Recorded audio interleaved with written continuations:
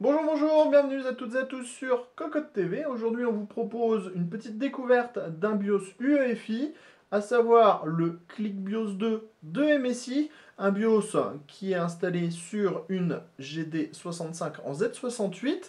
On découvre ça rapidement, en 4 minutes, on va essayer de vous faire un petit tour assez complet de ce BIOS. On reviendra sur d'autres BIOS UEFI également, sur le nouveau BIOS UEFI de Gigabit prochainement, mais aussi chez ASRock. Chez Asus, on va essayer de vous faire vraiment un large éventail des différents BIOS UEFI qui existent sur le marché. Alors, on a bien sûr, on commence avec les informations essentielles ici, avec le petit logo de la marque, la température CPU constante, la température de la carte mère. On a ensuite les infos d'heure, de date, sur la version du BIOS également, qui est disponible sur la carte mère. Et enfin, l'information CPU avec la fréquence, le coefficient multiplicateur, mais aussi la fréquence de la mémoire et la taille de la mémoire qui est disponible sur la carte mère. On a ici les boot device priorité. Vous allez voir déjà, tout de suite, on est dans le bain du UEFI avec votre petite souris, puisqu'on peut tout de suite modifier l'ordre du boot. Si on préfère booter sur le disque dur, tout simplement on passe le disque dur en premier. Si on veut booter sur le lecteur DVD, on passe le lecteur DVD en premier.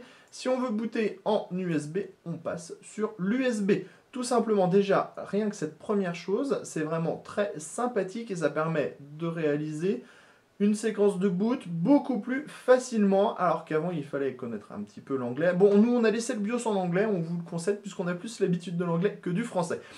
Ensuite, on va passer sur le MSI Setting. Le MSI Setting, c'est tout simplement les réglages de base de votre carte mère, avec par exemple son statut, qu'est-ce qu'on a sur les ports SATA. Alors nous, on n'a rien du tout, puisqu'on on est uniquement branché sur le BIOS. On pourra par exemple régler l'heure, la date. On a les informations de système ici, qu'on retrouve également ici. On peut revenir en arrière. Hop, ici tout simplement, on a les réglages avancés. On peut par exemple choisir la taille de la mémoire incorporée qui va être partagée. Voilà, tout simplement, c'est des choses très très simples à mettre en place. On clique et tout s'ajuste automatiquement. On a la même chose sur la configuration USB, le hardware monitor, donc ça c'est pour avoir toutes vos petites températures qu'on a déjà ici. On a ensuite les réglages d'overclocking. Vous avez vu aussi qu'on a différents modes ici. Donc l'éco mode, vous allez voir, c'est quelque chose qui change directement les réglages de toute la carte mère.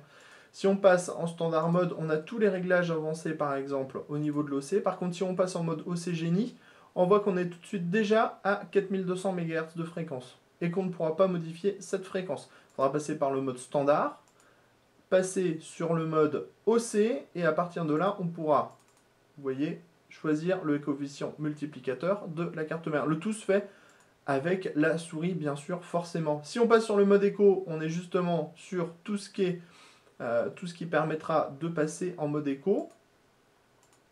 Donc, vous voyez, on est passé en mode écho. Là, on a tout de suite le Intel C State d'activer, par exemple, et les différents changements au niveau des voltages. Si on repasse en standard et qu'on repasse sur le mode écho, vous voyez que la sélection a changé.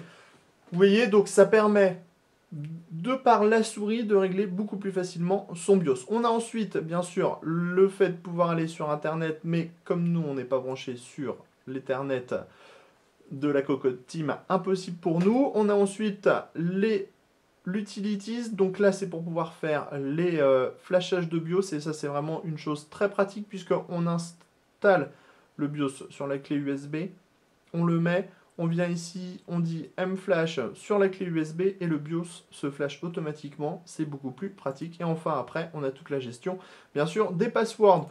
Bon, c'était une petite présentation assez rapide puisqu'on sait ce qu'on trouve dans un BIOS. On sait juste que là, maintenant, grâce à l'UEFI, c'est beaucoup plus simple et beaucoup plus carré. C'est beaucoup plus facile de s'y retrouver, surtout pour les gens qui ont moins l'habitude.